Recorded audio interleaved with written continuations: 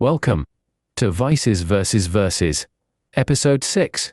Mr. Lou, a rugged man with a perpetually furrowed brow, sits solemnly on a worn bar stool of his long-established restaurant, gently swirling a glass of whiskey in his hand. The shelves in his once prosperous butcher shop are now sparsely stocked, and the lively dining area, once filled with the aroma of sizzling steaks and lively conversations, now sits eerily empty. With a noticeable decline in patrons, the lines on Lou's face reflect the burden of his distress. Fred, the seasoned barman, Pepe, a local police officer, and Longfoot, an old friend, are gathered around him, each with a drink in hand, lending their ears to Lou's troubles. Lou was feeling frustrated with the recent lack of success in his business. He had tried everything from experimenting with new recipes and offering special deals to renovating his establishment. But something was still missing. He felt like he was losing hope, but then hinted at possibly finding a solution to his problems. Fred tried to cheer him up by suggesting that it might just be a temporary setback and recommended tweaking the menu, or introducing something new to draw customers back. However, Lou explained that he had already exhausted these possibilities and expressed his belief in a new idea that he hopes will turn his fortunes around.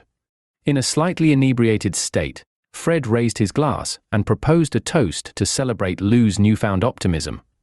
In a generous gesture, Lou offered to treat everyone to food and drinks, which was met with enthusiastic agreement. As the dishes started arriving, Longfoot surprisingly declined to eat, insisting he wasn't hungry. Everyone chuckled and teased him, but Longfoot remained steadfast and did not partake in the meal. This unexpected behavior from Longfoot, who was well known for his voracious appetite and never turning down a meal in public, left everyone in disbelief. Despite the lively and pleasant atmosphere at the table, he abstained from consuming anything. As the meal progressed, Longfoot's demeanor turned serious as he questioned Lou about the cost of each meal. Lou revealed that it amounted to around $20 per person. Longfoot then declared that he wanted the money instead since he hadn't eaten anything. Initially, Lou laughed, assuming it was a jest, but Longfoot's unwavering expression and tone conveyed his genuine request, causing surprise and confusion among the group. His unusual behavior quickly grabs Fred's and Pepe's attention, leaving them visibly confused. Pepe, quietly sipping his drink, notices Longfoot's behavior becoming increasingly bizarre. Out of the blue, the peaceful ambience of the restaurant is shattered as the doors swing open, and in strides, Popo and his wife Amina. Popo's voice reverberates through the room, seething with rage as he bellows, "How could you? How can you betray me like this? After I trusted you as a friend?"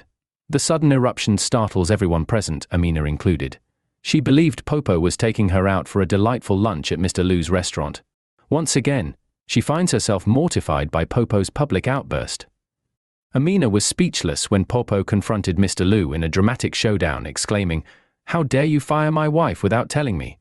I thought we were friends." Then, turning to Amina, Popo added, "You've been getting ready for work every morning, and now I find out you don't even have a job." Meanwhile, Longfoot continued to pressure Mr. Lou for money, while Popo made threats, leaving Mr. Lou caught in a bind and wondering how he would navigate these unexpected challenges. Pepe, the dedicated police officer, firmly grabbed Longfoot's arm and led him away from the table and the rest of the group. With a furrowed brow, Pepe questioned, "I thought you said you weren't hungry. What's going on?" Longfoot, his expression grave, replied, "Haven't you noticed the increasing number of missing dogs in this neighborhood? I'm not comfortable eating here." Longfoot continued, his voice low but persistent, "I'm hungry, but I want Mr. Lou to reimburse the same amount he spent per person so I can eat elsewhere." Pepe was taken aback when Longfoot mentioned the recent disappearance of several dogs in the area. He pondered for a moment, his anger visibly escalating.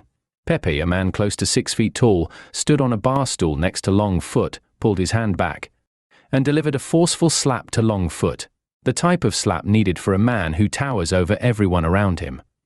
Longfoot tumbled awkwardly to the floor, his hand cradling his cheek in a mix of shock and fear as he looked up at a man he had always looked down upon. Pepe, usually dwarfed by Longfoot's tall stature, now stood over him, fists clenched and eyes blazing with intensity. Pepe accused Longfoot of knowingly letting him eat dog meat. The revelation turned everyone's stomachs in the restaurant as they struggled to contain their nausea. Meanwhile, Popo confronts Amina about her deceit, pointing out that she does not have a job, as she claims, but she leaves for work each morning. Popo asked, "Where do you go?" Amina, visibly frustrated, shot back at Popo, denying his accusations and demanding to know where he got such absurd notions. As chaos ensued, Fred, The barman vanished without a trace, leaving only his abandoned belongings, a bottle opener and mobile phone. Amid the confusion, Pepe, fueled by outrage and disgust, confronted Mr. Liu, vowing to have him arrested for knowingly serving dog meat. Pepe concluded that Mr. Liu's unethical practices had driven customers away from his establishment.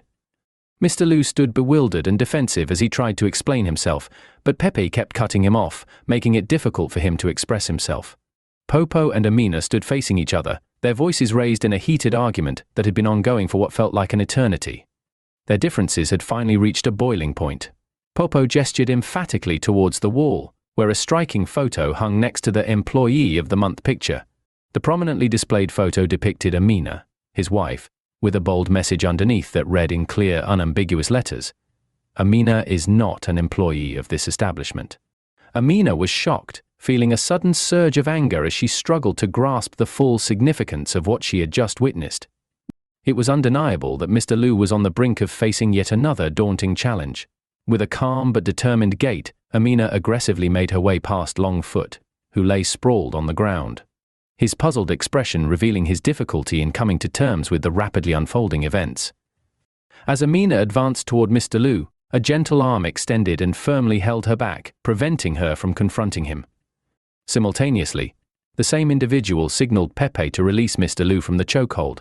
The same gentleman motioned for Pepe to remove the handcuffs, allowing Mr. Liu to free himself from the chairs before any conversation took place. He said calmly, "Love does no wrong to a neighbor, therefore, love is the fulfilling of the law." That is from Romans 13:10, which means friends don't hurt each other. Also, remember that spreading false news is an act of wickedness not only to our friends but also to our Lord. These are words of wisdom from Proverbs 14:5, which says, "A faithful witness does not lie, but a false witness breathes out lies." At this point, Mr. Liu had an opportunity to explain his side of the story.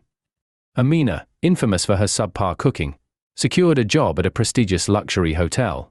Interestingly, the uniform she wore closely resembled the attire of Mr. Liu's chefs and cooks. Mr. Liu, known for his frugality, avoided the cost of designing new uniforms for his staff during the restaurant's renovation. Instead, he replicated the designs of the luxury hotel's uniforms. As a result, as Amina headed to work every morning, people assumed she headed to Mr. Liu's restaurant to cook. This misconception deterred potential patrons from dining at the restaurant due to Amina's notorious reputation for culinary skills. Mr. Liu emphasized that the best course of action was to make it clear to everyone that Amina was not employed at his restaurant. That's why he has Amina's picture displayed in his restaurant. Amina found herself with another compelling motive to advance and retaliate against Mr. Liu. However, Popo intervened, restraining Amina, and communicated to her through gestures that her meals were tough to stomach. As it turned out, Father Mike was the previously mentioned individual who prevented Amina from attacking Mr. Liu and urged Pepe to release Mr. Liu. He had more words of wisdom to share from the Bible. Thessalonians 5:11 says, "Therefore encourage one another and build one another up, just as you are doing." Father Mike gave Pepe a look of disappointment. It was clear that Pepe had no idea about the current decline in the dog population. Father Mike took a moment to explain to Pepe that the local authorities had been capturing stray dogs in the neighborhood to reduce the risk of dog bites and prevent the spreading of diseases. As a member of the police force, Pepe should have been aware of these coordinated activities with the local police and other authorities. Pepe, known for his strong pride, extended his hand to Mr. Liu and said, "Let's move past this." Next to Pepe was Popo, who was feeling very embarrassed. He mumbled a heartfelt apology to his wife, Amina. Longfoot, relieved that the food misunderstanding had been cleared up, quickly returned to his table to enjoy his meal. He was unaware that Father Mike had subtly infused his teachings into the food by adding a sprinkling of laxatives. Satisfied with his day's work, Father Mike calmly walked away. The end.